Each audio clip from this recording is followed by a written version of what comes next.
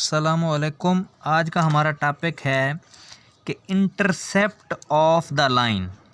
जब हम ग्राफ बनाते हैं तो उस ग्राफ पे एक लाइन बनती है। उस लाइन में दो चीज़ें होती हैं, एक होता है स्लोप और एक होता है इंटरसेप्ट।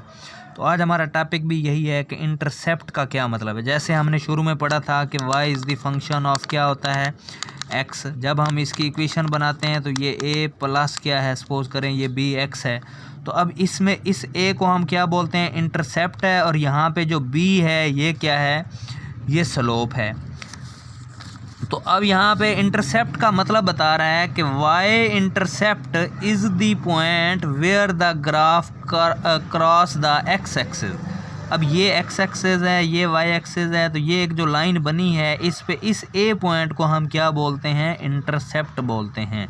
जिस तरह से अब उसने वही दोबारा फंक्शन बताया, उसकी इक्वेशन बताई, और जब x ज़ीरो हो तो फिर y जो है वो किसके बराबर होगा, इज़ इक्वल टू a के बराबर होगा। जब ये वैल्यू ज़ीरो हो जाएगी तो y इज़ इक्वल टू, तो इसको हम क्या बोलते हैं, इंटरसेप्ट बोलते हैं।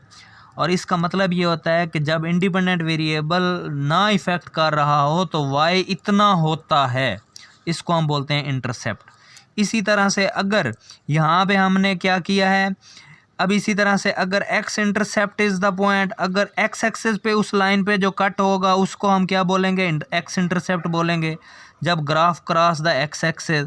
इसी तरह से अब हम दोबारा वही इक्वेशन लिखी, अब y को हमने ज़ीरो किया है तो अब ये जो इंटरसेप्ट है वो किसके बराबर आ रहा है, -a/m के। इसको हमने वो चेंज किया है, करते काट वाट करते हुए ये जवाब आया है। तो ये कहलाता है इंटरसेप्ट ऑफ द लाइन। मिसाल के तौर पे हम एक फंक्शन लिखते हैं, इकोनॉमिक्स में हम पढ़ते हैं कि quantity demand is the function of price. अब हमने इसकी इक्वेशन लिखी और ये हमने इसकी इक्वेशन बनाई अल्फ़ा माइनस बीटा पी। अगर प्राइस ना की वजह प्राइस ज़ीरो भी हो तो तब डिमांड कितनी होती है, इतनी होती है। तो इसको हम बोलते हैं इंटरसेप्ट।